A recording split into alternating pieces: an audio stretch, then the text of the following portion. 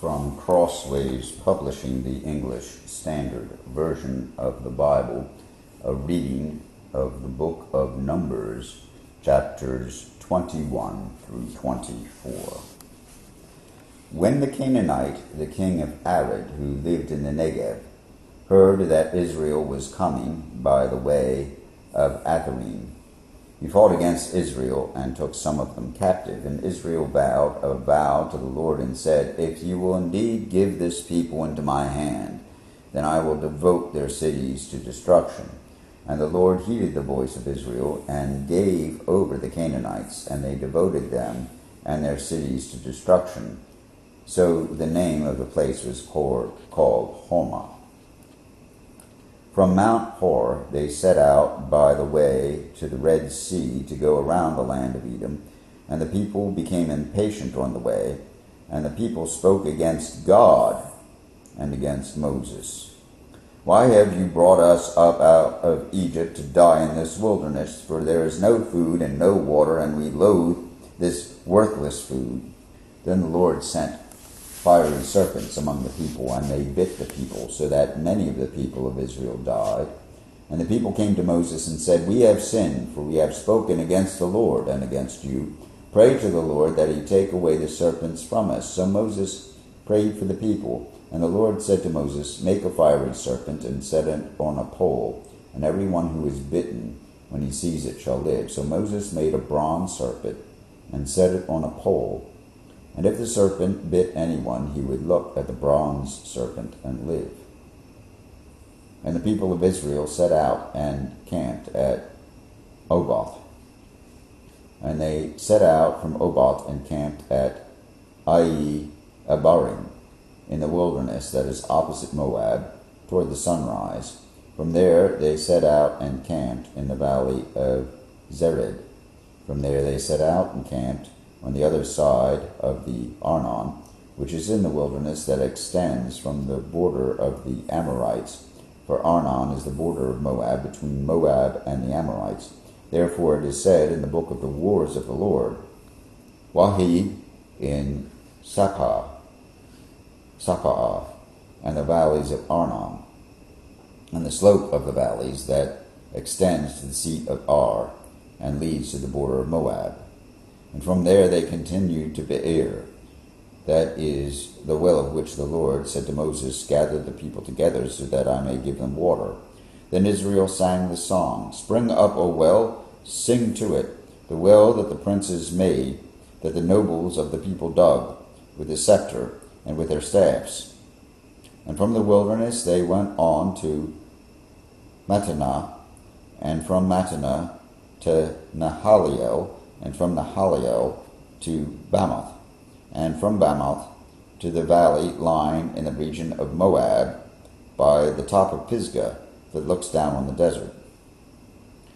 Then Israel sent messengers to Sihon, king of the Amorites, saying, "Let me pass through your land. We will not turn aside into field or vineyard. We will not drink the water of a well. We will go by the king's highway until we have passed through your territory." But Sihon would not allow Israel to pass through his territory. He gathered all his people together and went out against Israel in the wilderness and came to Jahaz and fought against Israel. And Israel defeated him with the edge of the sword and took possession of his land from the Arnon to the Jabbok, as far as to the Ammonites. For the border of the Ammonites was strong. And Israel took all the cities, and Israel settled in the cities of the Amorites in Heshbon, and in all its villages. For Heshbon was the city of Sihon, the king of the Amorites, who had fought against the former king of Moab, and taken all his land out of his hand, as far as the Arnon. Therefore the ballad singers say, "Come to Heshbon, let it be built, that the city of Sihon be established.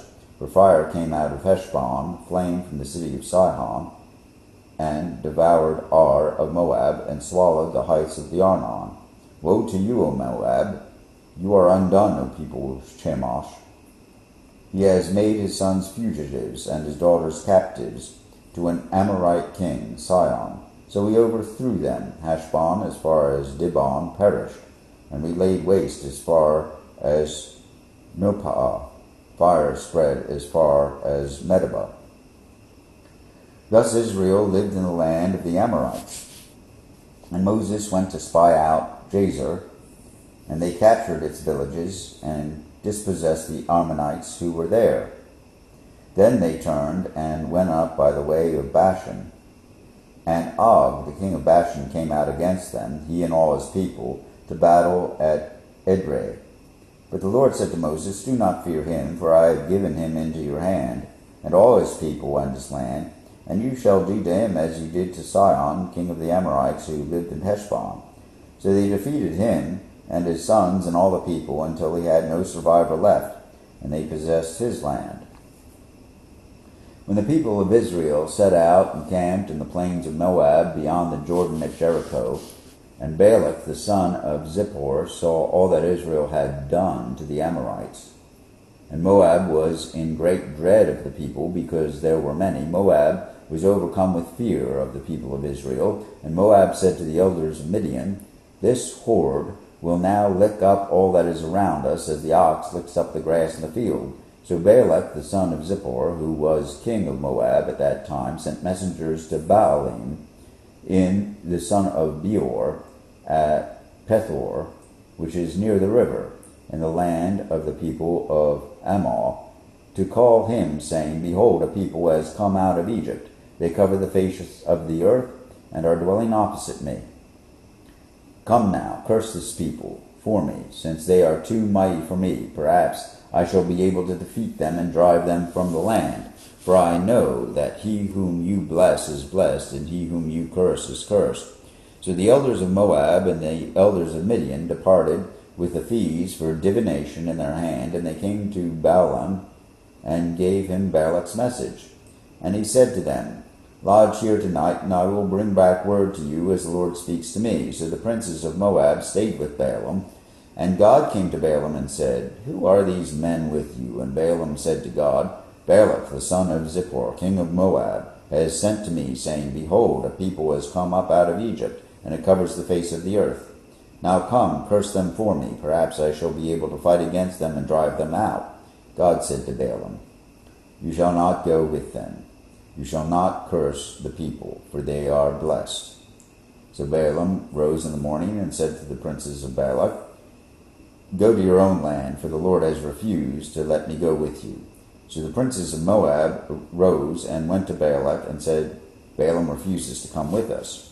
Once again Balak sent princes, more in number and more honorable than these. And they came to Balaam and said to him, "Thus says Balak the son of Zippor, Let nothing hinder you from coming to me, for I will surely do you great honor, and whatever you say to me I will do.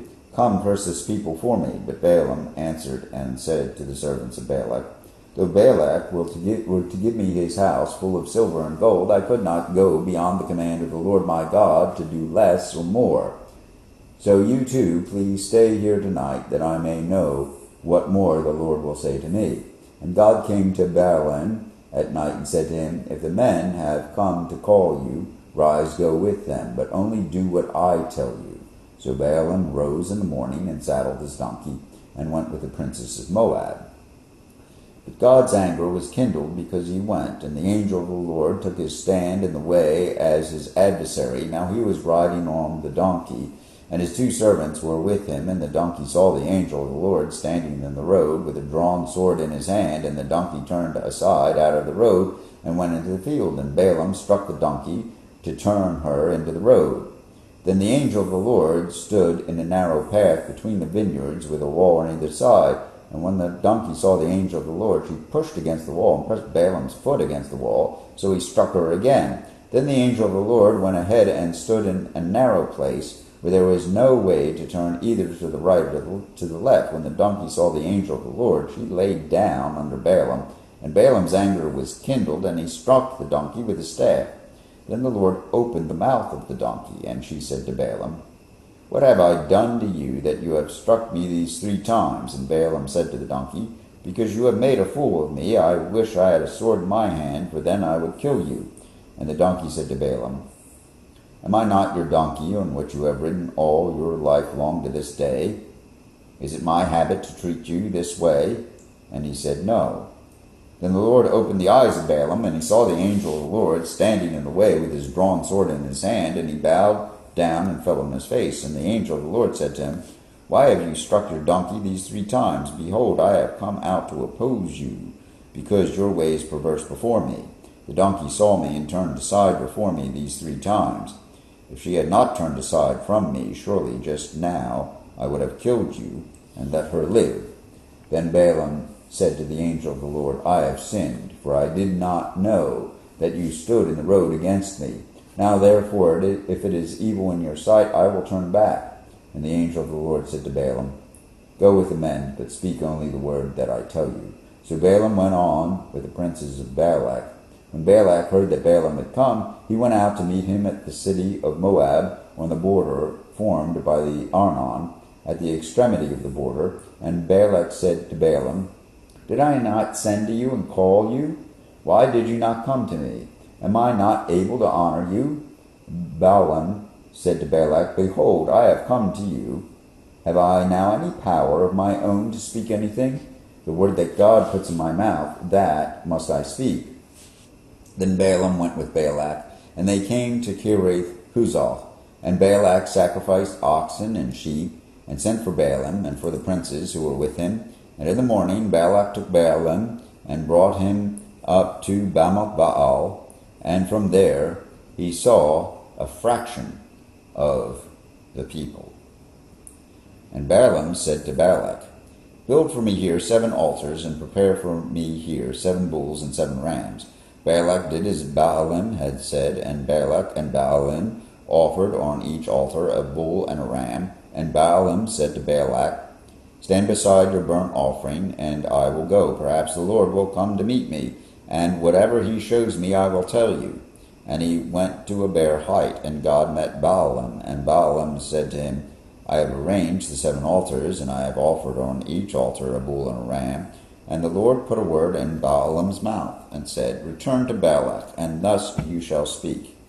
And he returned to him, and behold, he and all the princes of Moab were standing beside his burnt offering. And Balaam took up his discourse and said, From Aram Balak has brought me, the king of Moab, from the eastern mountains. Come, curse Jacob for me, and come, denounce Israel. How can I curse whom God has not cursed? How can I denounce whom the Lord has not denounced? From the top of the crags I see him. From the hills I behold him. Behold, a people dwelling alone, and not counting itself among the nations. Who can count the dust of Jacob, or number the 4th part of Israel? Let me die the death of the upright, and let my end be like his. And Balak said to Balaam, What have you done to me? I took you to curse my enemies, and behold, you have done nothing but bless them. And he answered and said, Must I not take care to speak what the Lord puts in my mouth? And Balak said to him, Please come with me to another place, from which you may see them. You shall see only a fraction of them, and shall not see them all. Then curse them from me from there. And he took him to the field of Zophim, to the top of Pisgah, and built 7 altars, and offered a bull and a ram on each altar.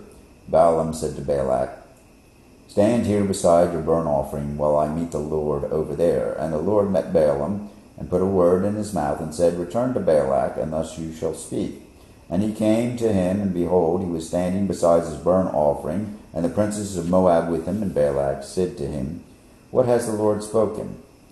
And Balaam took up his discourse and said, Rise, Balak, and hear. Give ear to me, O son of Zippor. God is not man, that he should lie, or a son of man, that he should change his mind. Has he said, and will he not do it? Or has he spoken, and will he not fulfill it?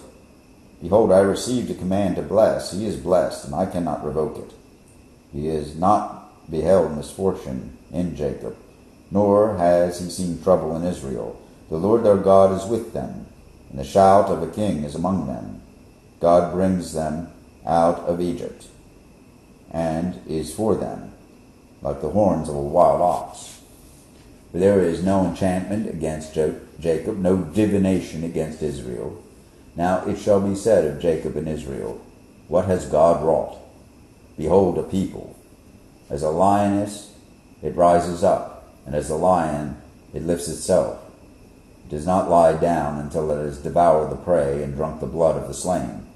And Balak said to Balaam, Do not curse them at all, and do not bless them at all. But Balaam said to Balak, Did I not tell you all that the Lord says that I must do? And Balak said to Balaam, Come now, I will take you to another place. Perhaps it will please God that you may curse them for me from there. So Balak took Balaam to the top of Peor, which overlooks the desert. And Balaam said to Balak, Build for me here 7 altars, and prepare for me here 7 bulls and 7 rams. And Balak did as Balaam had said, and offered a bull and a ram on each altar. When Balaam saw that it pleased the Lord to bless Israel, he did not go as at other times to look for omens, but set his face toward the wilderness. And Balaam lifted up his eyes and saw Israel camping tribe by tribe, and the Spirit of God came upon him, and he took up his discourse and said, The oracle of Balaam the son of Beor, the oracle of the man whose eyes opened, the oracle of him who hears the words of God, who sees the vision of the Almighty falling down with his eyes uncovered. How lovely are your tents, O Jacob, your encampments, O Israel, like palm groves that stretch afar, like gardens beside a river, like aloes that the Lord has planted, like cedar trees beside the waters. Water shall flow from his buckets, and his seed shall be in many waters. His king shall be higher than Agag, and his kingdom shall be exalted. God brings him out of Egypt, and is for him like the horns of the wild ox. He shall eat up the nations, his adversaries, and shall break their bones in pieces, and pierce them through with his arrows. He crouched, he lay down like a lion, and like a lioness, who will rouse him up? Blessed are those who bless you, and cursed are those who curse you. And Balak's anger was kindled against Balaam, and he struck his hands together. And Balak said to Balaam, I called you to curse my enemies, and behold, you have blessed them these 3 times. Therefore now flee to your own place. I said, I will certainly honor you, but the Lord has held you back from honor. And Balaam said to Balak, Did I not tell your messengers whom you sent to me?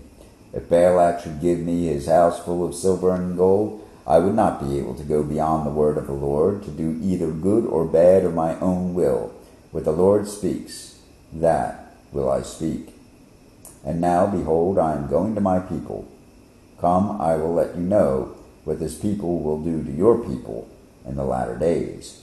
And he took up his discourse and said, The oracle of Balaam, the son of Beor, the oracle of the man whose eye is open, the oracle of him who hears the words of God, and who knows the knowledge of the Most High, who sees the vision of the Almighty falling down with his eyes uncovered.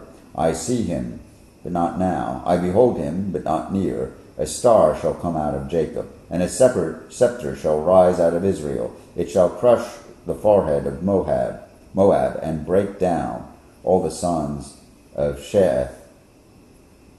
Edom shall be dispossessed. Seir and his enemies shall be dispossessed. Israel is doing valiantly, and one from Jacob shall exercise dominion and destroy the survivors of cities. Then he looked on Amalek, and took up his discourse and said, Amalek was the first among the nations, but its end is utter destruction. And he looked on the Kenite, and took up his discourse and said, Enduring is your dwelling place, and your nest is set in the rock. Nevertheless, Cain shall be burned, when Asher takes you away captive. And he took up his discourse and said, Alas, who shall live when God does this? But ships shall come from Kittim, and shall afflict Asher and Eber, and he too shall come to utter destruction. So Balaam rose and went back to his place, and Balak also went his way. Here ends the reading of the book of Numbers, chapters 21 through 24, in the English Standard Version of the Bible by Crossways Publishing.